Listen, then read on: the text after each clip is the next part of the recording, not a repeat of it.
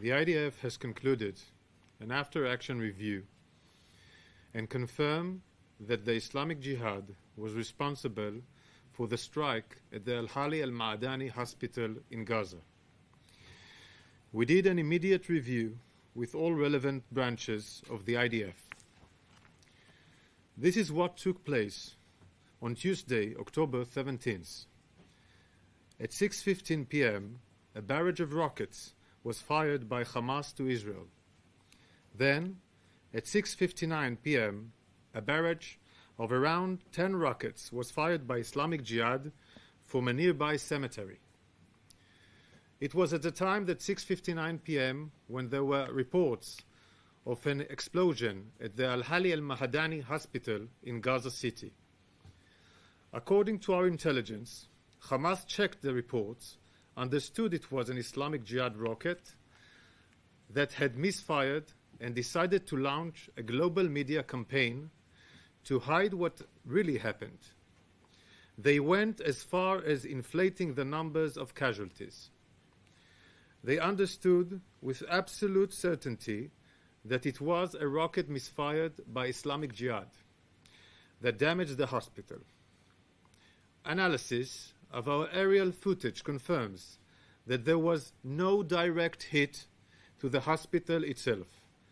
The only location damage is outside the hospital in the parking lot, where we can see signs of burning, which I will show later, no cratering, and no structural damage to nearby buildings, as opposed to the damage caused by any aerial munition, which would have been of different nature.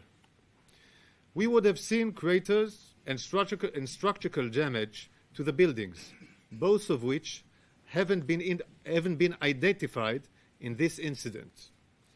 The size of the damage we see here is due to the warhead of the Islamic Jihad rocket, but most of the rocket's propellant is still evident due to the short flight of the rocket because the launch failed. The following visual evidence shows infrared imagery of the parking lot. You can see the central locations of fires, some debris of rooftops, no craters can be identified. I want to show you that myself. This is the area of the hospital. Okay? We are showing the parking lot and the hospital. Okay? Those are in red spots. This is not in infrared, so you can understand it betterly. This is the parking lot. This is the parking lot. You can see the parking lot also now in this picture shown here. Okay? Aftermath. After the hit. There is no structural damage to the building. The walls stayed intact. There are no craters here. All of the above, which I said, no structural damage. The walls stay intact. No craters. These are the characterized that shows that it's not an aerial munition that have hit the parking lot. We also have examples of what air-to-ground munition creator looks like. As you can see, they do not exist in this instance. Many media outlets immediately reported the unverified claims by Hamas. Those were lies spread by Hamas. I want to make something clear. It is impossible to know what happened as quickly as Hamas claimed they knew. That should have been an initial warning sign for many. Unlike Hamas, the IDF launched an immediate examination, which was overseen at the very highest levels of command.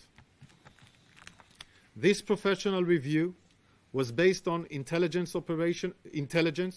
operational systems, and aerial footage, all of which we cross-checked.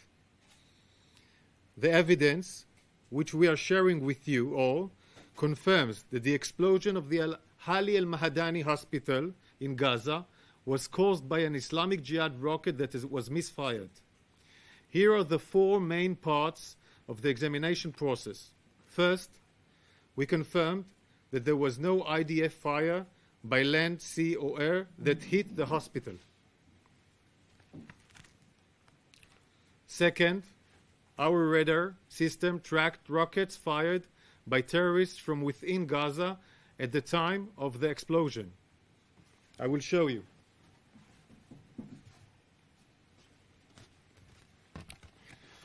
The trajectory analysis from the barrage of rockets confirms that the rockets were fired close proximity to the hospital.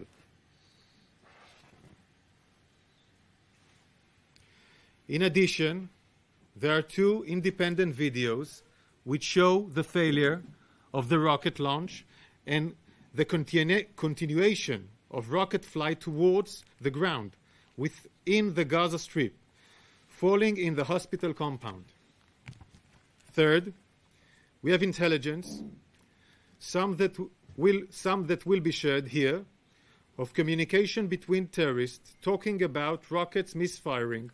The terrorists realize that the rocket has misfired and made specific reference to the Al-Hali al-Ma'adani hospital.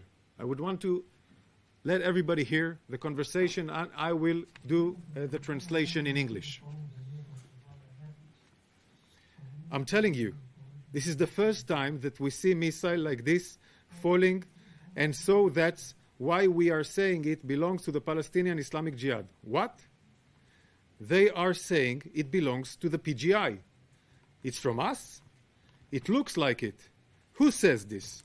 They are saying the sharpnel from the missile is local sharpnel and not like Israeli sharpnel. What are you saying, Abu Amar? But God bless, it couldn't have been found another place, not the hospital, to explode? Never mind, yes, Abu Raji. They shot it from the cemetery behind the hospital. What? They shot it coming from the cemetery behind Al-Mahadani hospital, and it misfired and fell on them. There's a cemetery behind it? Yes, Al-Mahadani is exactly in the compound. Where is it when you enter the compound? You first enter the compound and don't go towards the city. It's on the right side of Al-Ma'adani hospital. Yes, I know it. We have cross-checked intercept with other intelligence sources to confirm this accuracy. It is common for rockets that are fired at Israel to land short and fall inside Gaza. These rockets fall short of Israel and have caused Palestinian casualties. During this war, we have counted approximately 450 rockets that misfired and fell inside Gaza. Palestinian civilians pay the price. I want to show you the footage.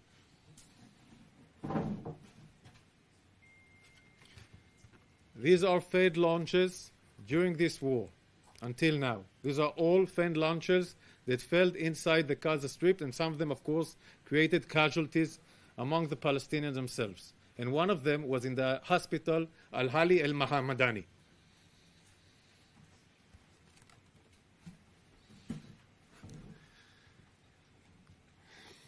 We are also sharing this information with our partners. First and foremost, the United States.